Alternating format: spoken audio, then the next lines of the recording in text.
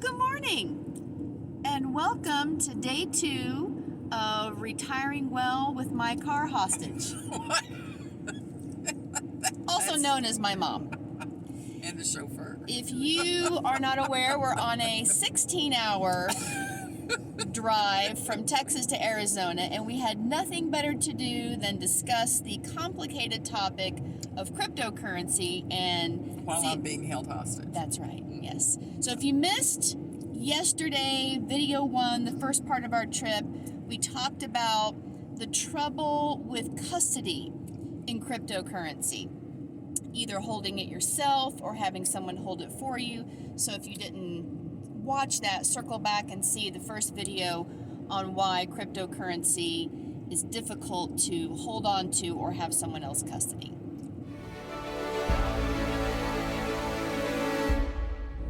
All right, Mom, tell everyone the creepy thing we learned about Bitcoin. Oh, I did learn a creepy thing. What's creepy I learned about that all of this Bitcoin stuff was invented a few years ago. Nobody knows who invented it. They cannot trace. Right. They can't Google it. Nobody knows. Nobody knows Who invented Bitcoin, and I think that is crazy. The pseudonym for this person or group of people or aliens or whatever the theory is Satoshi Nakamoto. Listen, I'm voting for the aliens. Especially since we're going through New Mexico right now. That's true. It's aliens. It is. No, that's just incredible to me in this day and time of computers and things that are known and can be researched that nobody can figure out who invented this. That's really a mystery. We don't even know if this person or group of people is even Japanese. It's just the name that's been given to the, again, person or group of people that wrote the white paper in 2008 that made Bitcoin and cryptocurrency as we know it today possible. And I learned that it's possible because he wrote this paper and talked about how to avoid the problem of duplication of use. I see, you're so good already. See? Well, what do you need me for? Listen, we're going to get the video camera and just point it right. When you're Here you held go. hostage, tell us more. When you're held hostage for 8 hours in the car, you have to learn something or she won't let you out of the car. There you go. All right, smarty pants. What was his white paper titled? Or it could be a her. We don't know. See, you don't remember, do you? It was about blockchain. Right. But the title of it, which gives us the description for Bitcoin and cryptocurrency in general, the white paper was called Bitcoin, a peer-to-peer electronic cash system. Yeah. Right. It was where one person could pay another person electronically. Yes. At the time, you could sit on your computer at home and send somebody some money for a haircut or whatever. And it was an electronic transfer of funds for service, person to person. Yes. Like old-fashioned bartering. Well, you're in the ballpark. Well, you're in the ballpark. Yeah. So here's what they were trying to solve. Because digital money had been a concept since the 1990s. People have been trying to come up with it. The theory was that Nakamoto came out with this white paper in 2008, and it was to get around the financial system, because the financial system fell apart in 2008. This is avoiding a third party. There you go. Person to person. Person to person, peer to peer is what they call it. So person to person. If I hand you $100 bill, I'll take it. But we don't need a third party intermediary to do that. That's right. The bill is, we all agree that that's $100, right? If I wire you $100, we need a bank to verify that transaction. So anything, and then you get 90. Well, Yeah, if they take out their fee. That's true. But the point is, I can't send you anything digitally right now in our regular system. That's right. Without a third-party verification to that transaction. So cryptocurrency... Even Venmo's a third party. That's correct, even Venmo.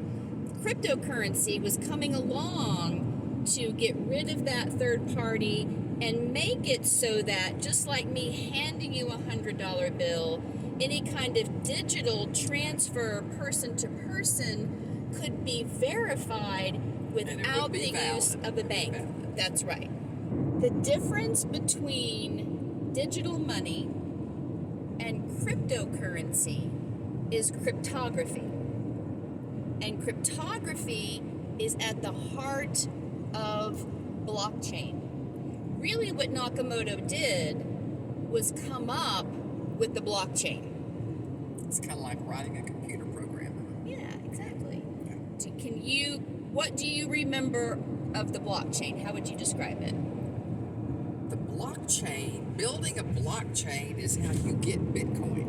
Right. Yes. That's right. Nakamoto made the Genesis block, the very first one. The original holder Right. of the Bitcoin. Right. And I found out that those original Bitcoins still exist. He's never done anything with them. That we know of. That's right. He invented them and rode off in the sunset. Right. And they know that because there's about 1 million coins that still have the original address back from 2008. Wow. Because it's a public system, everybody knows. Right. Right? So a block is a piece, it's a folder of information. It's a folder of information that is able to be viewed publicly. Right. And it is chained together. That's right. So imagine if you had that $100 bill. You don't really know where it's been. You just know it's $100. But in the case of Bitcoin, since we need to know where it's been to verify that it can't be spent twice, it would be like if you had a $100 bill and it had slashes on it, and those slashes told you everywhere it's been, what it's been spent on, when it happened, everything that's available, and everybody could see that. The life history. The life history of it. That is how we can verify the information without a third party, with the blockchain and the hashes. And your favorite issue, the electricity. Oh my God, the electricity. Why? Why does it take so much electricity? I can't believe they're talking about massive amounts of electricity being used. Do you know why? Do you remember why? Yes, I do remember why. It's because it takes forever and ever to solve these mathematical problems and all this computer power and all this energy generated. Right. To solve this problem, and the more people are trying to solve it, the more electricity is used, and they finally solve it, and boom, there's a coin. And you've got all of West Texas full of people using all the electricity. That's what she's really mad about. That's right. Why are they in my state? I didn't have taking all my electricity. The Texas power grid is not going to tolerate this. You're very, very close. And it's a very complicated mathematical issue. That's right. Right? So back in 2009, to mine a new Bitcoin, which is like minting money, right? Mining a Bitcoin, could use one computer, your home computer, and very little electricity. Today, because it's gotten exponentially more complicated, thank you, it takes warehouses of sophisticated computer programs to run these numbers, and that takes a lot of electricity. Do you know during Snowmageddon they asked me not to run my oven? I know. I was trying to eat.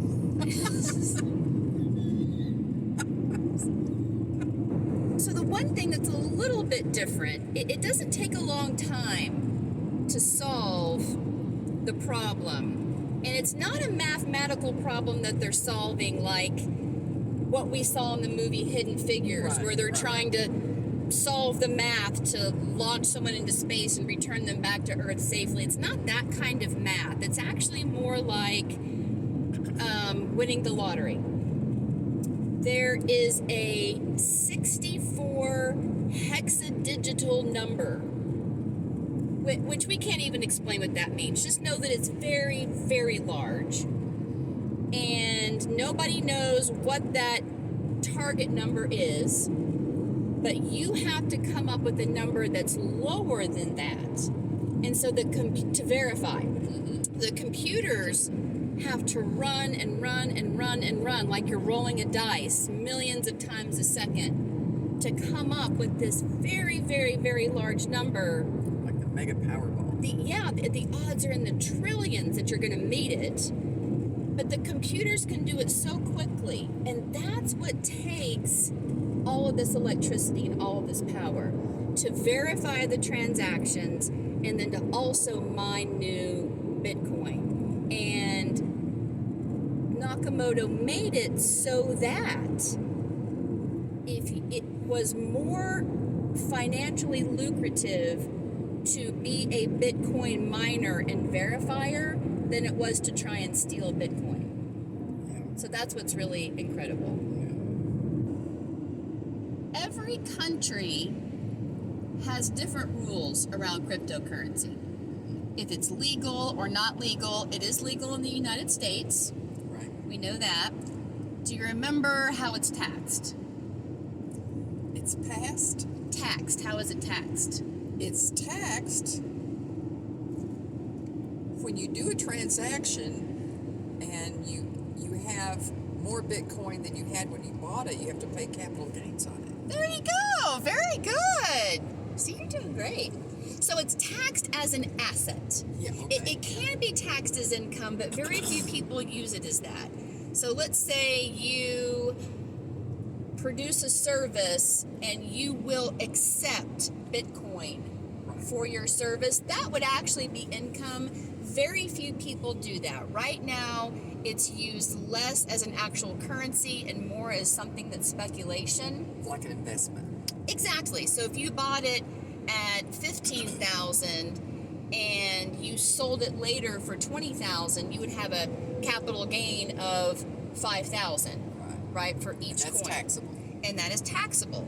That's funny that the federal government doesn't regulate Right. anything about Bitcoin. Right. But they're certainly going to take a tax on your capital gain. Oh, of course. Something that they don't acknowledge or regulate. Well, There you go. there you go. And as of 2020, they did start asking you if you have been involved in trading any kind of cryptocurrency. Yeah. And so you need to answer that correctly. If you don't, I don't want to be involved in that. Lying to the IRS. Now, you told me that China outlawed Yeah. the cryptocurrency. Yeah. Well, the mining of The cryptocurrency mining, and the was using. that because right. of the energy loss Yes. to the country? Yes. Okay. They also can't control it. So, in China, they want to control things, and you can't control cryptocurrency because there's no centralization There's to no it. central authority. Right. And so that is why, kind of getting off topic a little bit, but that's why the miners have moved away from China and into Kazakhstan and West Texas are the two places they've moved for cheap energy since China kicked them out in, I think, 2021.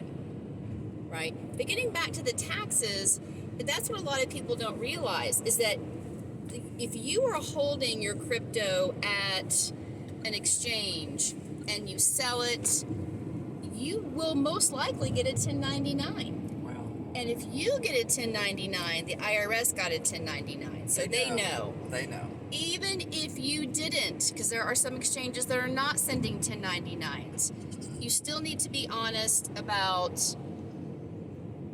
your taxes. And some people didn't realize that even if you spend it on something, if you bought Bitcoin at 10,000 and when you went to go buy something with Bitcoin, it was 20,000, you still have a gain. Right. You still have a capital gain. So whether you sell it or spend it, it's the same thing. It's very, very hard to keep track of. And it's actually another reason that right now it's just not practical to use as an actual currency. Yeah. You know, something else we thought about that we were talking about last night is estate planning. If you put a significant amount of your assets into crypto, how are you going to get that to your loved ones? They're going to have to know what your... They don't have the key. Well, you're going to have to make sure they do.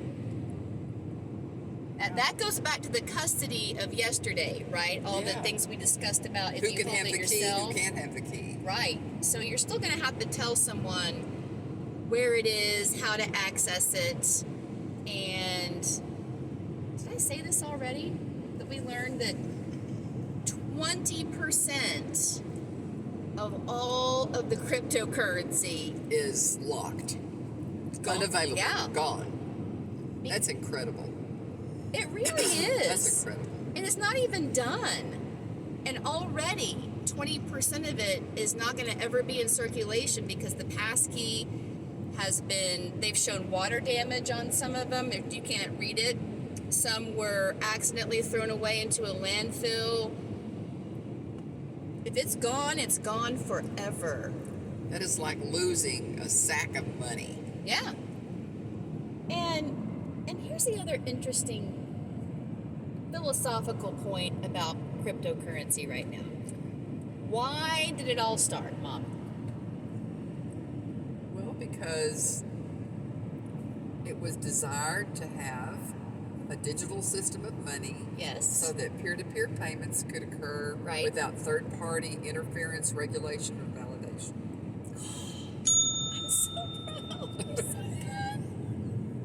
This is such a happy moment Held for me. hostage is the key. It's the key. The key to learning. Don't ever go on a road trip with me. You know what you'll end up having to learn. Right. So, the majority... You're still stunned. I am, so I can't speak. The majority of people who buy cryptocurrency, 95%, hold their private key in their cryptocurrency at an exchange. They have someone else custody At it the for them. crypto key bank. Right, At because... the unregulated crypto key bank. And uninsured. And uninsured. No FDIC. Right. That's just a recipe for disaster. Well, and that's what happened. The disaster came to fruition with FTX. Yeah. There are about 1 million people who lost or going to lose all of their money in cryptocurrency. It's currently frozen. It's going through the bankruptcy process. As of this video, it's all still pretty brand new. But in 10 days, FTX went from one of the most well-respected cryptocurrency custody holders, transactors, to complete defuncto. Wow. 10 days. And so here we are, right back at what we were trying to avoid with cryptocurrency in the first place. Regulation. So if we're having financial institutions that we all agree we trust handle our cryptocurrency for us, because kind of like we don't want to have $100,000 in cash just sitting in our house, we don't want to have the cryptocurrency private key in our possession because we can lose it and 20% of the people have. Or get a water ring on it. Yeah, and then the financial institution that we trusted goes under. What happened is what we're trying to avoid. That's what Nakamoto came up with anyway. That's why FDIC came about. Anyway. In the 30s, that's right, because people lost money in their bank deposits. That's right. So here we are. We've just come full circle with cryptocurrency. And if it's just a speculation and it's not really the answer to replacing a currency, and we're not really avoiding a financial institution, is there a use for crypto long term? That's right. That's the big question. get the regulators, get the validators. But It's the no question is different- how? How no do you different than regulate Wells something Fargo. that's... How do you regulate something that's... Yeah. There's... What's the centralization to it? That's right. So they're either going to figure out a way, like they did with the banking system in the 30s, to regulate crypto, or we're going to figure out something to make it stronger and better than ever. They need to find Nakamoto again. He hasn't been, or she or they, have not been heard from since 2010. And that's something. It's crazy. Anyway, what? Or it's going to go away. Hard to know at this point. It's all still brand new, infant technology. It's speculation at this point. We're not really sure we need a different currency if we really are just going to rely on financial institutions anyway. And I think that's really very interesting to see what's going to happen with it. It is interesting. Yeah. So guess what? You learned about cryptocurrency. I did learn about cryptocurrency. I'm so proud. Right between Fort Worth and Deming, New Mexico. That's right. Not bad. We haven't even finished the trip yet. We're not even in Arizona. And you've already learned. Guess what? Guess what we're going to learn on the way back? Oh my God. What? Web 3. Oh my God. Did you even know that we're in Web 2? Well, no. Exactly. So join us on the road trip back to Texas when we learn about our next complicated topic of Web 3. And thank you, Mother I'll report back. Hostage, for helping us learn about cryptocurrency. Yes. Great. Well, we'll see you next time. Okay. Bye. Welcome to the Rhino Investor Educational Series. Like and subscribe to charge along with us.